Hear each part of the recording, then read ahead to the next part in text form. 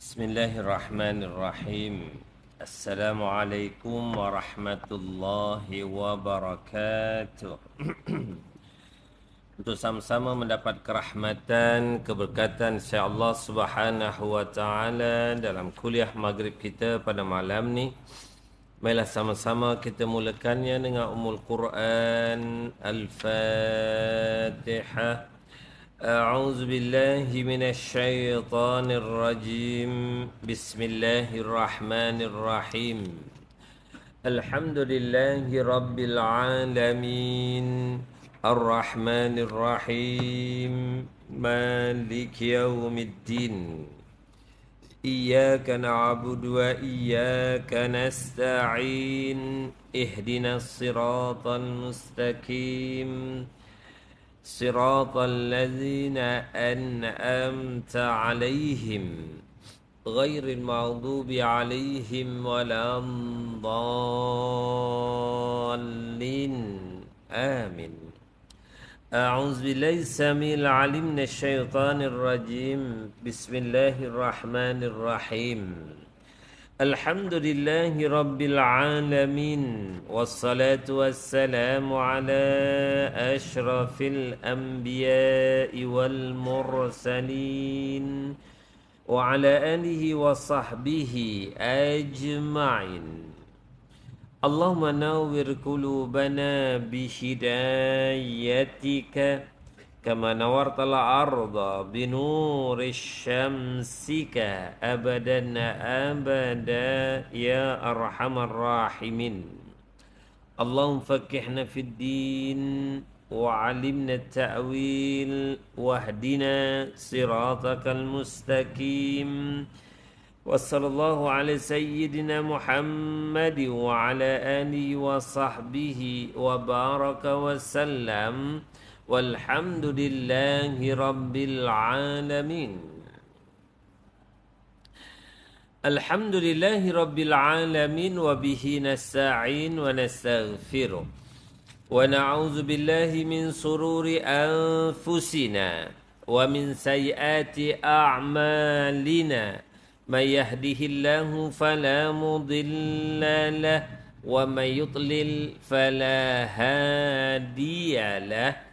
أشهد أن لا إله إلا الله وحده لا شريك له وأشهد أن محمدا عبده ورسوله. اللهم صل على سيدنا محمد طب القلوب ودوائها وعافية الأبدان وشفائها ونور الأبصار وضيائها وعلى آله وصحبه ومن تبعهم بإحسان إلى يوم الدين بعدد علم الله وزنة عرش الله ومداد كلمات الله بحق عظمة ذاتك يا أرحم الراحمين. أما بعد.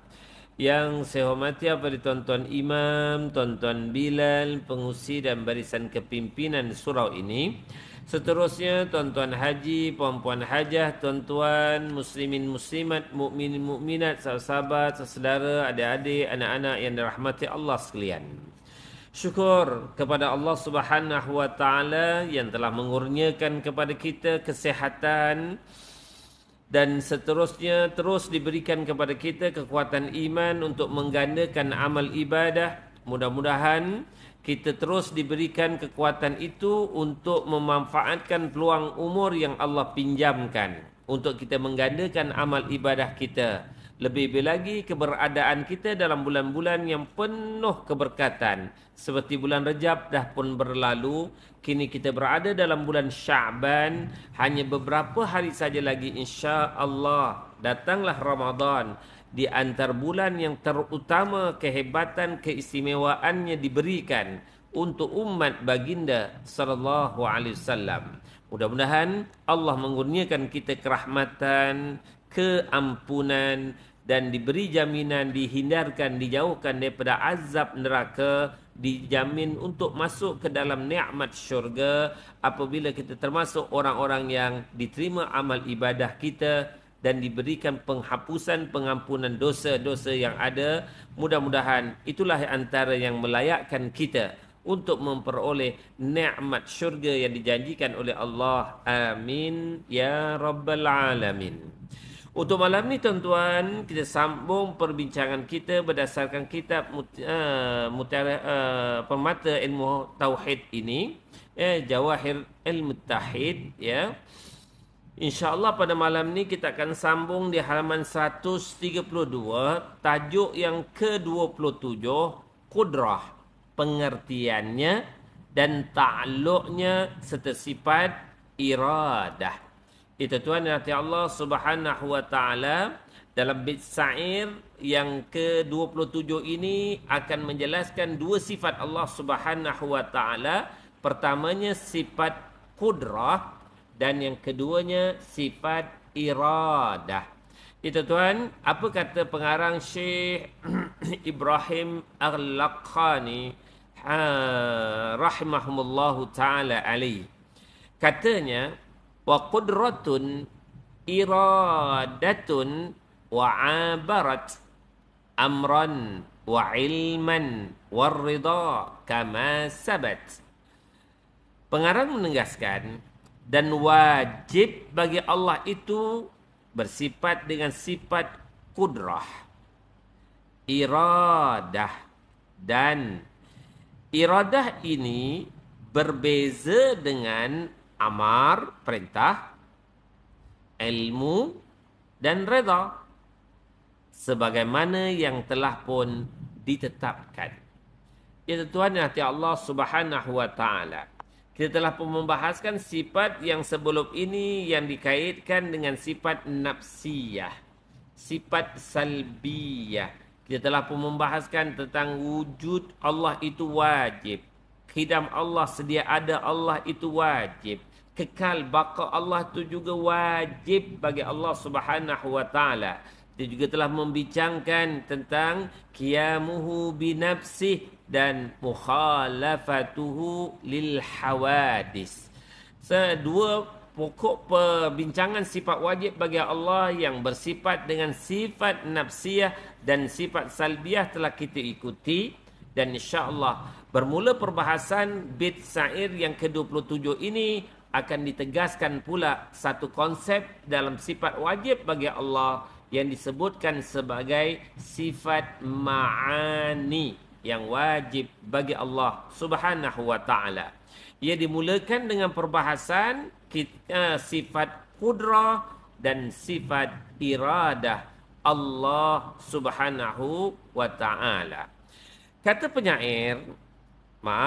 pengarang dalam syairnya, tatkala musannif pengarang telah selesai membicarakan sifat nafsiyah seperti yang saya sebutkan tadi, sifat salbiyah saya pun dah sebutkan tadi, maka mulailah ia membicarakan sifat-sifat ma'ani.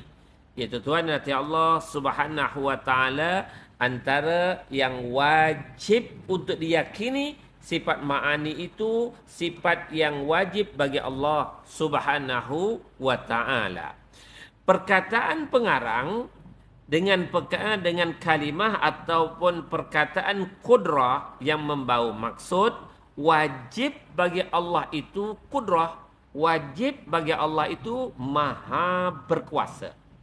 Itu Tuhan hati Allah Subhanahu wa taala, sebagaimana kita sedia maklum, maha berkuasanya Allah Subhanahu wa taala dalam mengurus, mentadbir, mencipta, segala-gala diurus bersendirian tanpa memerlukan apa-apa panduan, bantuan, rujukan. Adalah sesuatu yang mustahil untuk Allah memerlukan bantuan, rujukan ataupun panduan.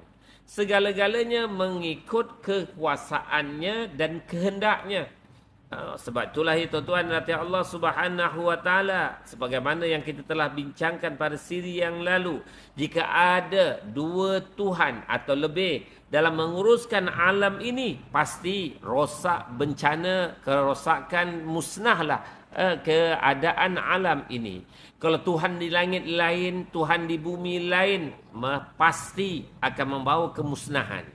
Justru Allah sahajalah yang Maha Esa, Zat yang Maha Esa bersendirian untuk menguruskan penciptaan langit dan bumi dan alam ini seluruhnya. Begitulah dalam mengurus tadbir segala planet galaksi yang ada, diurus tadbir sendirian oleh Allah Subhanahu wa taala. Maha berkuasanya itu tiada hitungan had ataupun infinity. Tuan hati Allah Subhanahu wa taala, upaya manusia, kekuasaan tenaga manusia ada had. Contoh seseorang yang mengangkat berat, sebagai contoh, dia mampu mengangkat berat berapa pound, berapa kilo, sudah pasti ada hadnya. Selepas daripada keupayaan itu, dia tak upaya untuk melakukan angkat benda berat, besi berat dan seumpamanya itu. Berbeza dengan Maha Pencipta. Kekuasaannya, kekuatannya tanpa had. Ya tuan hati Allah Subhanahu wa taala. Jadi kekuasaan Allah itu bagi Allah adalah wajib. Sebab tu ya tuan, ketika Nabi Allah Musa alaihissalam diarahkan oleh Allah Subhanahu wa taala untuk berdakwah kepada Firaun, Allah firman di dalam surah Toha antaranya, izhab ila fir'auna innahu tagha. Maaf, dalam surah Toha, izhaba ila fir'auna innahu tagha. Yang tadi itu dalam juzuk amma, izhab ila fir'auna innahu tagha. Allah arahkan direct sendirian kepada Nabi Allah Musa alaihissalam untuk berdakwah kepada Fir'aun. Kamu bersendirian pergilah wahai Musa untuk berdakwah kepada Fir'aun, sesungguhnya dia dah melampaui batas. Lantas Nabi Musa alaihissalam ketika menerima arahan pertama itu, Nabi Musa meminta merayu, ya Allah, berikanlah pembantu. Aku cadangkan saudara kandungku yang bernama Nabi Allah Harun alaihissalam dilantik menjadi pembantu untuk menyampaikan dakwah kepada Fir'aun. Lantas Allah setuju dengan cadangan Nabi Musa untuk bersama-sama dengan Nabi Musa ke kandanya, saudara lelakinya Nabi Allah Harun alaihissalam. Lantas Allah setuju dan memerintahkan mereka berdua, izhaba, kamu berdua wahai Nabi Musa, wahai Nabi Harun, untuk berdakwah kepada Firaun, sesungguhnya ia dah melampaui batas. Lantas dikatakan Nabi Musa alaihissalam ada perasaan cemas, menggelabah, kebimbangan untuk nak berdepan dengan Firaun yang memang terkenal dengan kezalimannya. Lantas antara yang Allah sebut kepada Nabi Musa alaihissalam untuk yakin kepada Allah dengan kekuasaan Allah, antara ungkapan dalam hadis qudsi yang Allah katakan kepada Nabi Musa alaihissalam, ya Musa la takhafu sultan madama sultani baqiya. Wahai Nabi Musa, jangan takut, jangan bimbang. Berdepan dengan mana-mana pemerintah, mana-mana raja, selagi pemerintahanku, kerajaanku masih wujud. Yang Allah nak katakan sultannya itu kudrahnya, kekuasaannya, kekuatannya yang tak ada siapa boleh mencabarnya. Selagi itulah Allah memberi jaminan kepada Nabi Musa alaihissalam, jangan khawatir, jangan bimbang nak berdepan dengan siapa pun. Sebab tu Allah katakan, madama sultani baqiya, selama mana kekuasaan-kekuatanku, kerajaanku masih lagi kekal wujud di alam dunia ini, maka inilah nak memberikan gambaran kekuasaan kudrah Allah itu sesuatu perkara yang mengatasi segala-galanya. Seterusnya tuan-tuan, musannif pengarang mengatakan, kudrah menurut bahasa adalah kekuatan dan kemampuan. Ini kalau orang yang belajar bahasa Arab dalam memahami sesuatu, para ulama pengarang biasanya memberikan definisi sesuatu perkara itu dalam dua pendekatan. Satu yang didefinisikan dari sudut bahasa, literasinya, bagaimana ia dibahaskan, dimaksudkan, diberikan pengertian. Jadi kudrah itu memberikan maksud, dengan maksud literasinya sebagai kekuatan, kemampuan, kekuasaan dan seumpamanya, maksud yang sama, ya. Sedangkan menurut istilah, menurut perbahasan yang lebih detail, ia suatu sifat yang azali, yang berdiri dengan zat Allah Ta'ala, yang Allah jadi mudah dengannya untuk menjadikan tiap-tiap yang mungkin, tiap-tiap yang harus untuk diciptakan, dan meniadakan untuk mentidakkan, kalau yang hidup dimatikan, kalau yang ada dihapuskan. Jadi ditiadakannya berdasarkan kekuasaan iradahnya, kekuasaan kehendaknya. Ya tuan-tuan, hati Allah Subhanahu wa taala, sebablah di kalangan para ulama ini sering memberikan sesuatu yang digabungkan untuk mudah dipahami dalam perbahasan kudrah itu, digabungkan dengan iradah, dan satu lagi digabungkan pula dengan ilm. Kekuasaan digabungkan dengan kehendak, digabungkan dengan kebijaksanaan Allah, ilmunya itu. Maka segala sesuatu itu terjadi berdasarkan kepada sifat ma'ani Allah, kudrah, iradah dan ilmu. Ilmun. Oleh itu, ya tuan yang dirahmati Allah Subhanahu wa taala, pengarang menegaskan kudrah dari sudut perbahasan istilahnya, ia merupakan sifat yang disebutkan sebagai sejak azali. Bagi Allah Subhanahu wa taala berdiri dengan sifat ini. Kerana apa? Berbeza sifat yang ada pada makhluk, benda itu mendatang. Kita sebut dah kepada perbincangan kita sebelum ini. Sifat yang bagi Allah Subhanahu wa taala, ia berada di zat Allah, sedia ada, bukan sesuatu yang mendatang. Contoh, kita bagi kepada manusia, dia lahir dalam keadaan bayi, tak ada kekuatan, tidak ada keupayaan apa-apa.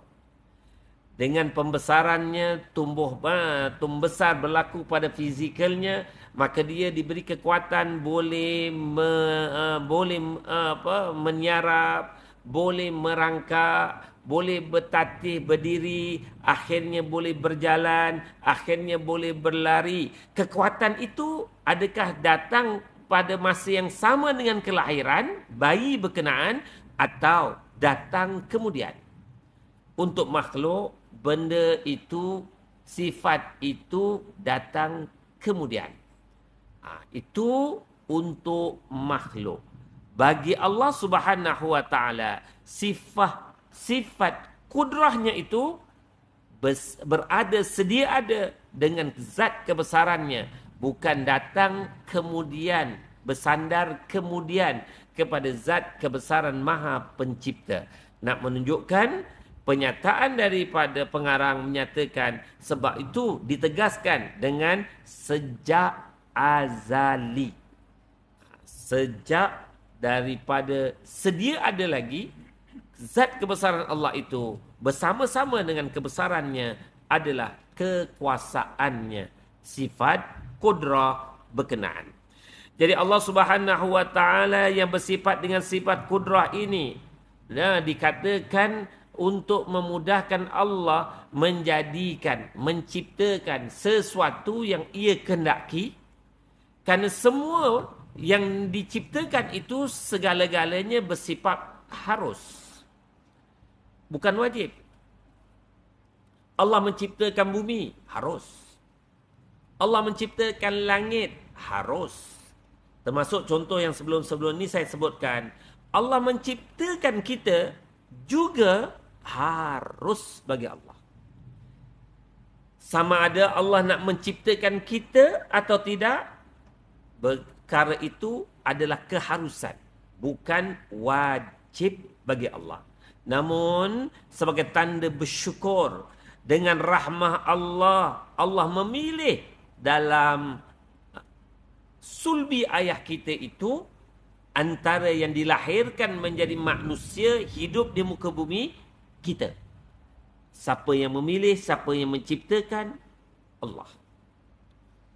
Justru benda yang Allah ciptakan ini harus, dan harus juga untuk Allah meniadakan. Yang dah ada, ditiadakan.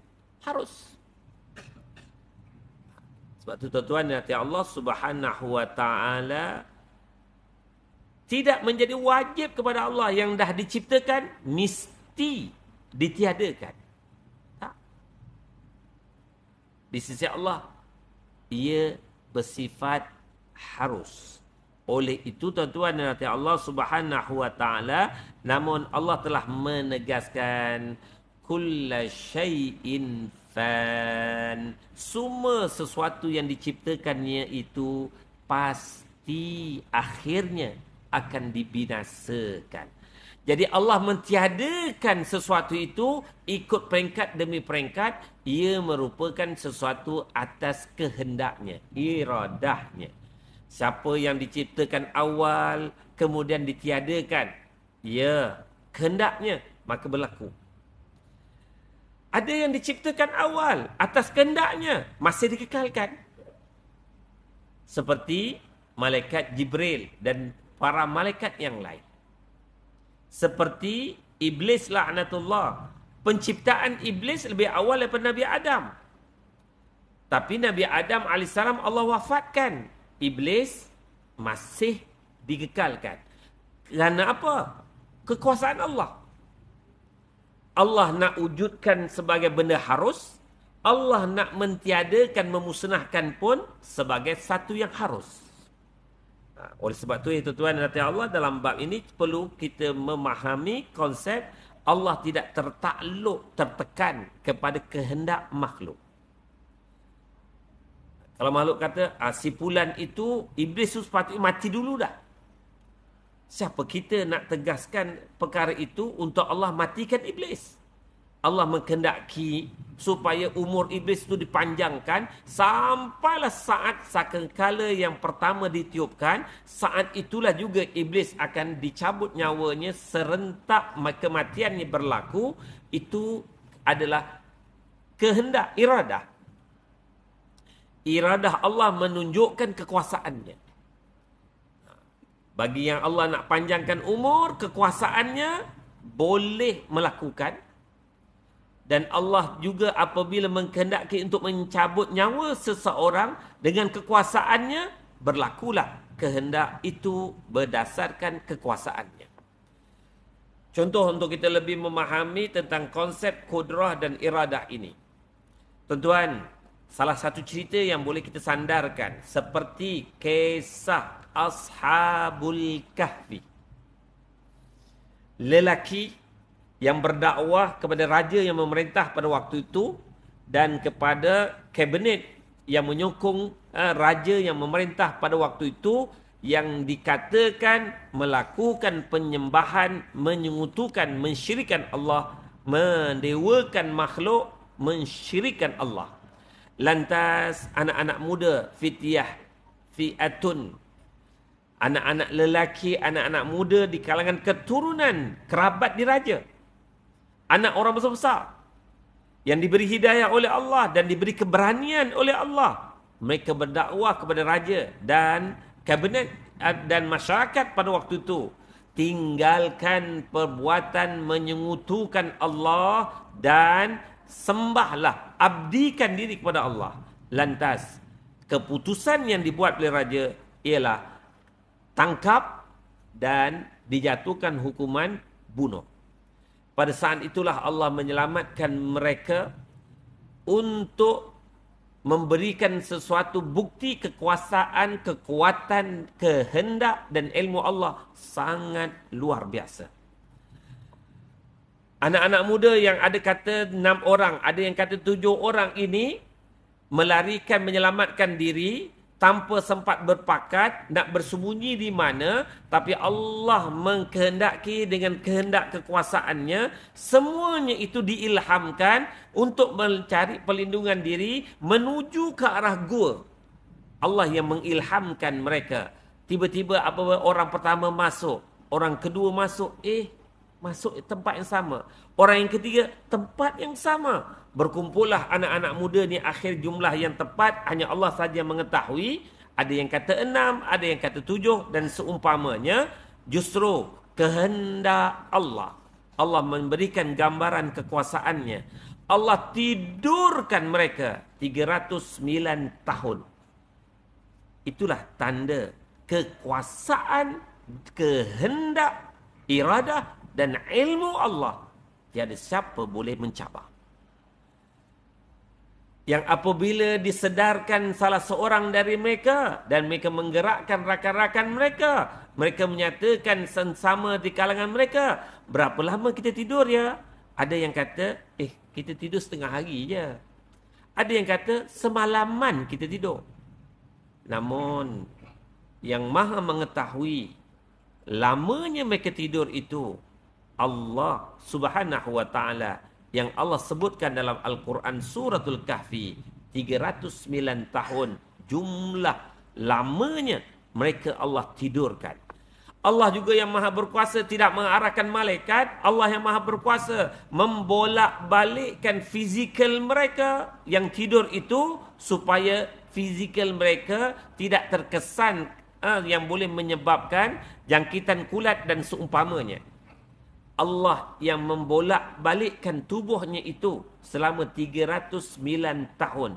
Menjadikan fizikalnya utuh.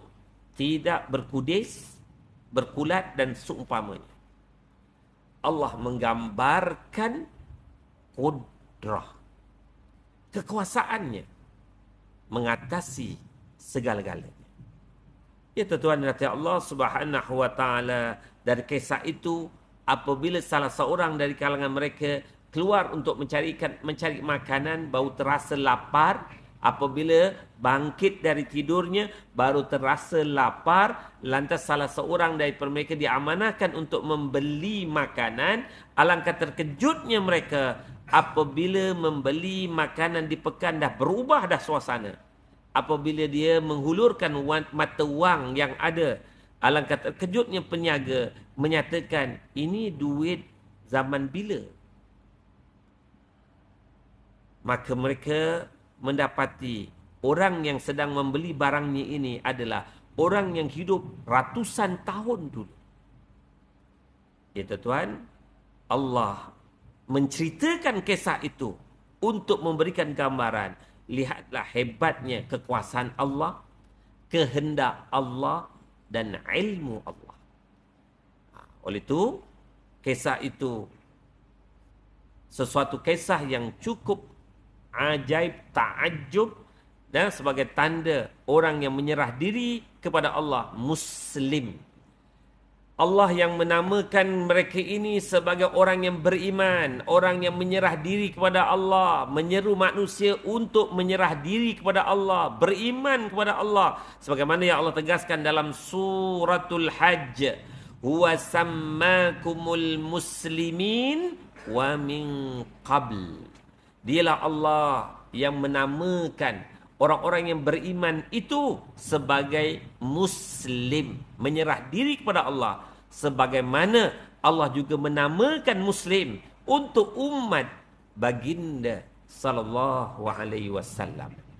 Itu Tuhan yang rahmati Allah Subhanahu wa taala, tiada kekeliruan, kesamaran dalam persoalan adakah Ashabul Kahfi itu beragama lain daripada agama Islam? Tidak, sama sekali tidak. Mereka beragama Islam, Muslim. Ya tuan, segalanya itu sekali lagi nak tegaskan, memberikan kisah untuk menggambarkan kekuasaan kudrah, kehendak iradah dan kebijaksanaan ilmu ya sebagai ilmu Allah Subhanahu wa taala. Seterusnya tuan-tuan, pengarang menyatakan perkataan kami yang dia jadi mudah, yang Allah jadi mudah dengannya untuk menjadikan tiap-tiap yang harus yang mungkin dan mentiadakannya adalah isyarat kepada ta'alluq kudrah yang suluhi qadim, yakni sesuatu yang tertakluk berhubung kait dengan kudrah yang qadim, yakni patutnya kudrah itu pada azali untuk menjadikan dan meniadakan pada zaman yang sudah tiada azali. Jadi sesuatu yang nak dijadikan adalah tanda kekuasaan Allah. Allah nak menghendaki menjadikan sesuatu itu, ia berdasarkan kehendaknya, iradahnya sejak azali. Justru itu, apa yang dijadikan, apa yang diciptakan sekarang ni bagaimana? Kehendak itu, kekuasaan itu sejak azali. Bukan baru datang kuasa yang baru. Tuan hati Allah Subhanahu wa taala. Contohlah Allah nak menjadikan ada hidupan dalam lautan ikan yang berkaki lah sebagai contoh. Adakah itu kuasa yang baru datang? Tak.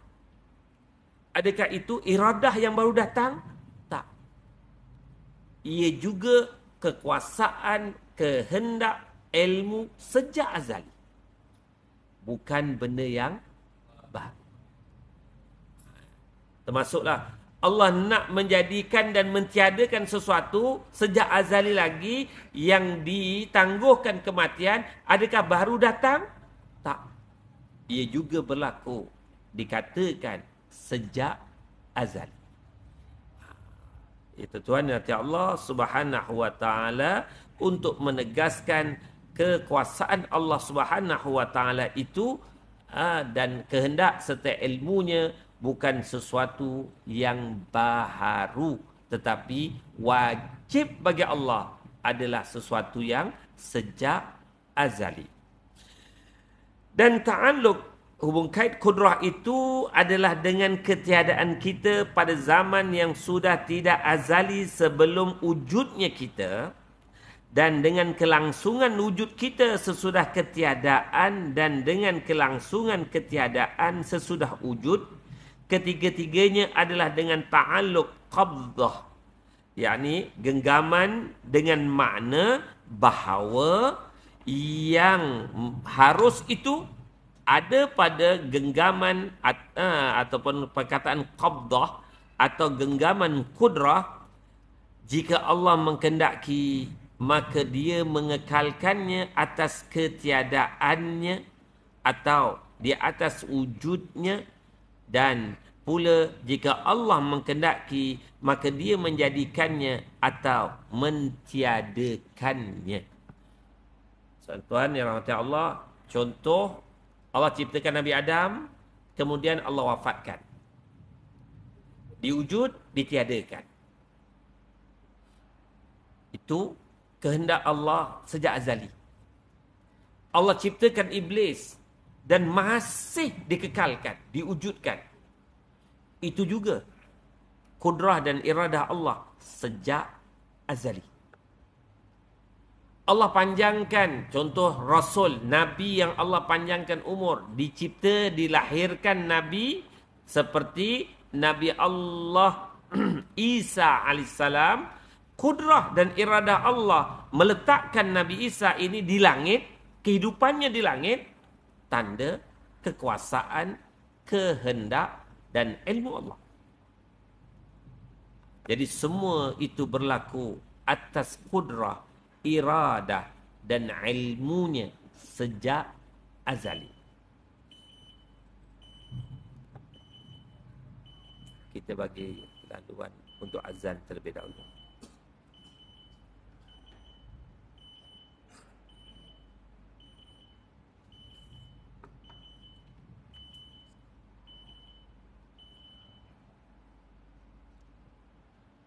Mekah ke Madinah? Azan Mekah ke azan Madinah?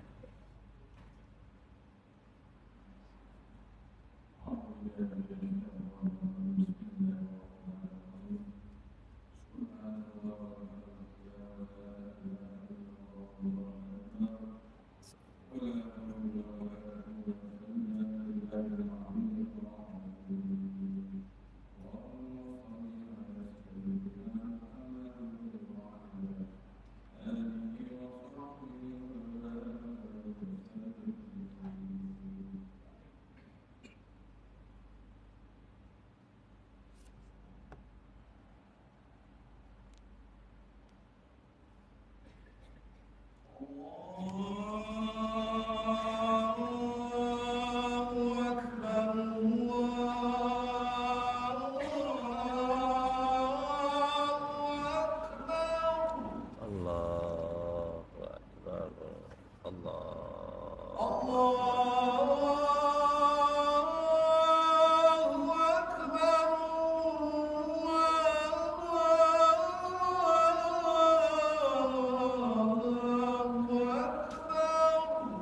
Allahu Akbar.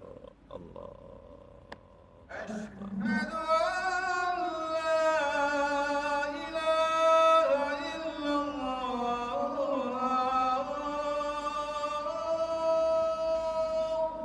Asyhadu an la ilaha illallah.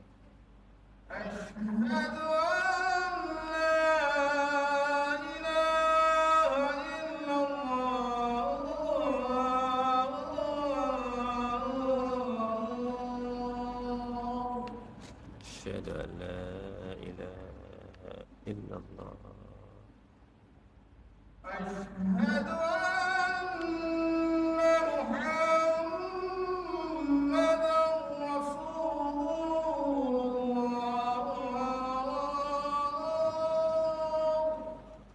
أشهد أن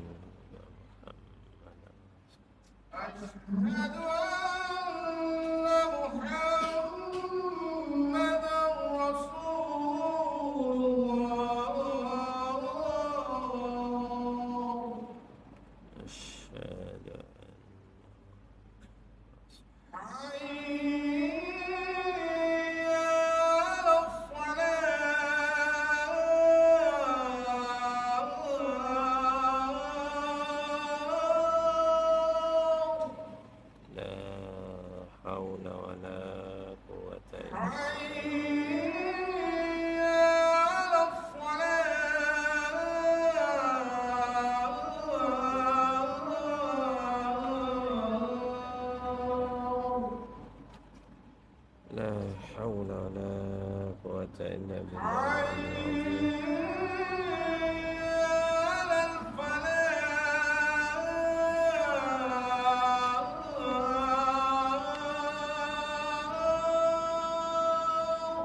لا حول ولا قوة إلا بالله العلي العظيم.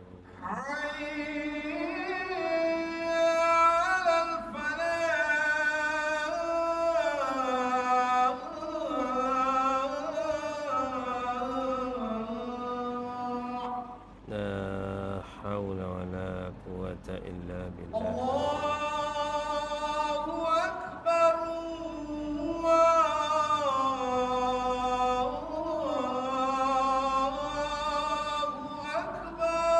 Allahu Akbar.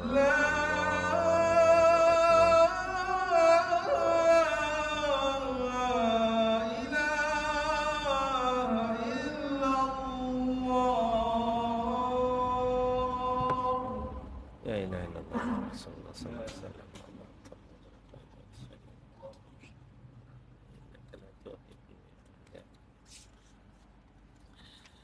Ya tuan-tuan yang rahmati Allah Subhanahu wa taala, kita sambung sikit lagi. Di samping kudrat itu ta'alluq dengan ketiga perkara di atas, dia juga ta'alluq dengan penjadian kita dengan perbuatan sesudah ketiadaan yang mendahului, dan dengan penjadian kita dengan perbuatan sesudah wujud, dan dengan penjadian kita dengan perbuatan ketika hari kebangkitan. nak tegaskan Allah Subhanahu wa taala yang maha berkuasa, yang menciptakan kita ini sesudah ketiadaan yang mendahului, maka diciptakan sesuatu ikut peringkat demi peringkat yang ada. Contoh, untuk zaman Rasul sallallahu alaihi wasallam selesai, kemudian Allah ikuti di kalangan sahabat, di kalangan tabi'in, di kalangan tabi'ut tabi'in, di kalangan umat Rasul sallallahu alaihi wasallam, diam tak diam daripada satu peringkat ke satu peringkat Allah ciptakan manusia secara peringkat-peringkat itu, daripada satu abad ke satu abad, diam tak diam dah 15 abad. Ya, kewujudannya itu diciptakan berdasarkan kekuasaan Allah. Begitulah juga kalau Allah Subhanahu wa taala yang telah menciptakan itu ditiadakan apa yang sudah diwujudkan. Ya. Dan ada lagi yang dikatakan penjadian kita itu dengan sesuatu perbuatan sesudah wujud, ditiadakan dengan perbuatan sesudah wujud. Contoh Nabi Isa lah, senang ya, untuk kita. Allah dah wujudkan, tapi ditiadakan di dunia ini yang dikatakan masih wujud, masih hidup. Ya, ditiadakan di alam dunia, tapi kewujudannya diletakkan di alam langit. Yang kedua itu nak menggambarkan kekuasaan Allah, meniadakan yang wujud tapi masih ada, adalah maha berkuasa Allah melakukan segala-galanya. Benda yang dah ada ditiadakan, kemudian nak dibangkitkan balik, hidup balik dalam keadaan sama seperti dalam keadaan hidupnya di dunia dulu. Pada hari kebangkitan, hari kiamat nanti, maha berkuasa juga Allah melakukan perbuatan tersebut. Sebelum kita menyentuh tentang lebih lanjut, di hari akhirat nanti manusia yang dah mati dihidupkan balik, rupa bentuk yang sama, rupa paras yang sama. Maka yang kita nak gambarkan lagi, sebelum kejadian itu akan terjadi nanti di hari kiamat, hakikatnya Allah telah memperlihatkan kekuasaannya melalui kisah seperti apa yang berlaku kepada Uzair. Ratusan tahun dia dimatikan, ditiadakan. Kemudian Allah tiupkan balik, nyawanya dihidupkan balik. Itulah antara gambaran yang cukup mudah untuk menjelaskan penjadian kita itu dengan perbuatan ketika hari kebangkitan nanti. Dari tak ada, kemudian diadakan balik. Allah juga maha berkuasa. Yang dah mati dengan mukjizat Nabi Allah Isa AS yang hidup ditiadakan, dimatikan. Dengan mukjizat yang Allah beri kepada Nabi Isa AS, maka kekuasaan Allah melalui kegambaran mukjizat Nabi Isa dihidupkan orang yang telah mati. Itu juga gambaran kekuasaan Allah sejak azali. Bukan baru berlaku kehendak itu hari ketika Nabi Isa AS nak membuktikan kebesaran, kehebatan, mukjizat Allah itu. Bukan baru kehendak itu baru berlaku, tapi dah pun ada ketetapannya sejak azali. Itu Tuhan hati Allah Subhanahu wa taala. Maka ketiga-tiga penjelasan yang itu adalah dengan ta'alluq tanjizi hadis. Itu sebagai satu benda yang nak dihubung kaitkan bahawa sesuatu itu, Allah itu maha suci daripada sesuatu yang dikaitkan dengan benda yang baharu. Kerana benda baharu, hadis itu lazimnya dikaitkan dengan makhluk. Makhluk, hadis. Zat kebesaran Allah, qadim, azali. Mudah-mudahan sebahagian daripada perbahasan berkaitan dengan kudrah ini dapat kita fahami. Yang pentingnya, poin penting ialah kudrah Allah, iradah Allah, ilmu Allah, benda yang bersekali sejak azali dengan zat kebesaran Allah. Bukan benda yang baru datang menempel, datang bersandar, sifat yang datang sifat baru, bukan. Ia adalah sifat yang azali sejak kewujudan Maha Pencipta. Allahu a'lam ma a'lam.